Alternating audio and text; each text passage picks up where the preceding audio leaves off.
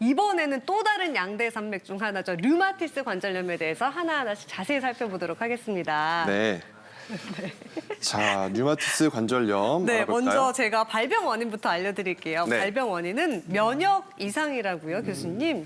네, 면역이 문제입니다. 요새 면역에 관심이 많으신데요. 사실 이제 많은 경우에 정상 면역을 유지하기 위해서 면역 기능을 높이는 거에 대해 관심이 많으실 것 같습니다. 하지만 류마티스 관절염은 이상 면역이 생기는 병이어서 면역 세포는 외부에서 들어오는 나쁜 것들만 공격을 해야 되고 내 몸은 같이 공존을 해야 되는데 내 몸을 잘못해서 나쁜 걸로 인식하면서 공격을 하면서 병들을 일으키게 됩니다. 이런 것들을 자가면역 질환이라고 얘기를 하고 있고요. 그 병들은 여러 가지가 있는데 주로 어디를 침범하는가에 따라서 병들을 나누고 있습니다. 류마티스 관절염은 주로는 관절을 싸고 있는 막, 즉 활막 쪽에 염증이 생기는 병이고 주 공격원이 될 텐데 문제는 이 병이 관절만 특정해서 공격하는 것은 아니고 전신 어디든 갈 수 있기 때문에 관절염으로 신호를 보내주지만은 사실 다른 기능, 다른 장기 쪽의 문제를 일으키는 경우들도 많이 있어서 전신 질환으로 접근해야 되는 면역이 문제인 질환이 되겠습니다. 네, 그 다음 류마티스 관절염의 발병 연령과 부위를 살펴보도록 하겠습니다. 주로 30세 이후에 작은 관절에서 시작이 돼 전신 관절로 이어진다라고 나와 있습니다. 최 교수님. 네, 흔히 관절염 하면은 나이가 들어 생기는 병이라고 생각하시는 경우들이 많습니다. 하지만 류마티스 관절염은 그렇지 않아서 젊은 나이에서도 발병을 할 수 있고 사실 가장 흔하게 생기는 나이대가 30, 40대입니다. 가장 활발하게 활동을 하셔야 되고 그다음에 일상생활 유지하셔야 되는 시기 때 이런 병들이 발병이 되기 때문에 더욱더 문제가 커지게 되는데요. 그래서 이런 병들을 이제 조절하기 위해서는 나이대 생각하지 마시고 젊은 나이다 하더라도 관절에 염증이 생기고 근데 관절 쪽에 부어오르는 게 생기고 문제가 생긴다고 하면은 한 번쯤은 의심해 봐야 되고요. 또 이런 병들은 가능한 초기에 진단을 받고 빨리 치료하는 것이 치료 경과에 상당히 중요하기 때문에 나이가 젊다고 나는 괜찮겠지 안심하시면 안 되시고 나이가 젊다 하더라도 관절 쪽에 문제가 있을 때 또 그 문제가 지속이 될 때는 한 번쯤은 꼭 확인해 보시는 게 필요하겠습니다. 네, 그럼 이어서 류마티스 관절염이 자주 발생하는 시간은 언제인지 보겠습니다.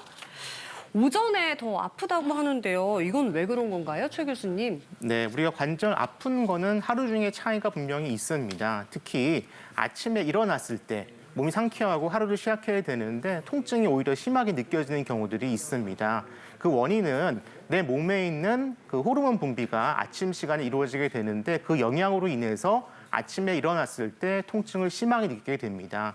보통은 효과가 떨어지려고 그러면 시간이 걸리기 때문에 1시간 이상씩은 아픈 게 되고요. 환자분들한테 그럼 아침에 얼마나 아프세요? 그러면은 많이 아파요. 그럼 언제 좋아지세요? 그러면은 하루 종일 아파요라고 얘기하시는 게 많습니다. 사실 이건 없어지는 건 아니고 통증 계속 진행되는데 아침에 더 심한 게 평소 좋아질 때까지 걸리는 시간이 얼마인지가 중요하겠고요. 그 시간은 보통은 1시간 이상씩 걸리기 때문에 아침에 일어났을 때 특히 뻣뻣하고 통증이 심한 것이 오래 지속이 될 경우에는 한번 또 류마티스 관절염이 아닌지 의심해보게 하는 증상이 되겠습니다. 네, 계속해서 류마티스 관절염이 나타나면 증상이 어떤지 특징 알아보겠습니다. 전신 몸살기, 관절통, 그리고 염증 반응. 아무래도 전신 증상의 특징이군요, 최 교수님. 네, 이 병이 아무래도 면역이 문제가 되는 전신 질환이다 보니까 관절에 나타나는 증상이 가장 중요하고 가장 큰 증상이긴 하지만은 다른 주요 장기 침범으로 인해서 생기는 증상들도 많이 올 수가 있습니다. 뭐 그렇지 않다 하더라도 일반적인 전신 증상들, 좀 몸이 기운이 없고 좀 으슬으슬하고 좀 찌뿌둥하고 그런 증상을 느끼는 경우들이 많이 있고요. 관절이 붓고 아픈 게 이 병의 가장 대표적인 특징이 되겠고 그게 퇴행성 관절과 조금 다른 것은 주로는 작은 관절을 시작을 합니다. 작은 관절이라고 한다 그러면은 우리 손가락이나 발가락 같은 작은 관절에서 시작되는 게 일반적이고요.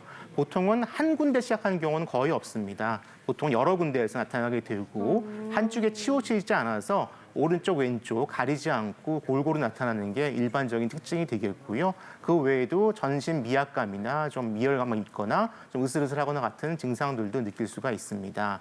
이건 일반적인 류마티스 관절염의 특징이 되겠고요. 아까 류마티스 관절염은 젊은 나이뿐 아니라 나이가 드신 경우에도 발병하는 경우가 있다고 했는데 또 그 시기에 발병을 하게 되면은 골관절염, 퇴행성 관절염과 오인되는 경우들이 많이 있습니다. 왜냐하면은 고령에서 발병하는 류마티스 관절염은 조금 일반적인 류마티스 관절염과 달리 큰 관절이 침범하는 경우가 종종 많이 있습니다. 무릎 관절이나 어깨와 같은 큰 관절에 침범이 되는 경우도 종종 있기 때문에 내가 나이가 많아서 무릎이나 어깨가 아프니까 퇴행성이겠지라고 단정하시면 안 되고 염증이 동반되어 있지 않은지 꼭 확인해 보시는 게 필요하겠습니다. 네, 나에게 나타나는 관절염이 퇴행성인지 아니면 류마티스인지 병원에 가서 잘 살펴보셔야 될 것 같고요. 이번에는 시청자 한 분께서 사진과 함께 고민 상담을 해오셨습니다. 보시죠.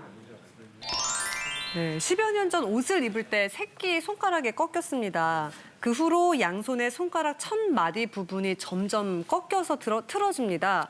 한 달에 한 번씩 손가락에 통증이 오고 손가락에 열이 나고 쿡쿡 쑤시고 주먹을 꽉 쥐는 게 어렵습니다. 항상 피곤하긴 한데 관련이 있을까요? 혹시 류마티스 관절염은 아닐지요? 하셨습니다. 먼저 최 교수님께 답변 들어보도록 할게요. 네, 결론부터 말씀드리면은 류마티스 관련 가능성은 조금 떨어지실 것 같고 퇴행성 관련 가능성이 높을 것 같습니다. 왜냐하면 첫 번째, 퇴행성 관절염이 악화되는 여러 가지 위험 인자들이 있는데 다치는 것이 중요한 위험 인자가 됩니다. 그렇기 때문에 관절이 꺾이거나 다치지 않게 조심을 하셔야 되고요. 아까 손가락 같은 작은 관절에서 시작이 된다고 말씀드렸는데 손가락 관절 중에서도 퇴행성 관절이 잘 오는 관절, 류마티스 관절이 잘 오는 관절이 또 구분이 좀 되어 있습니다. 그래서 우리 가장 먼 쪽에 끝마디 관절은 주로는 퇴행성 관절염이 침범하는 일반적인 관절이고 류마티스 관절은 잘 가지는 않고요. 류마티스 관절염은 중간 관절들 침범하기 때문에 이분 같은 경우에는 침범 부위에 따라서도 좀 퇴행성 관련 가능성이 높을 것 같습니다. 네, 이어서 심 교수님 덧붙여 주신다면요. 예, 말씀하신 대로 퇴행성 관절염이기 때문에 퇴행성 관절염이 심하게 되면은 관절이 파괴되면서 그 위로 이렇게 손가락을 피게 하는 신전건이 이게 찢어지게 됩니다. 그렇게 되면서 이제 손가락이 이렇게 구부러지는 추지 현상을 보이게 되는데요.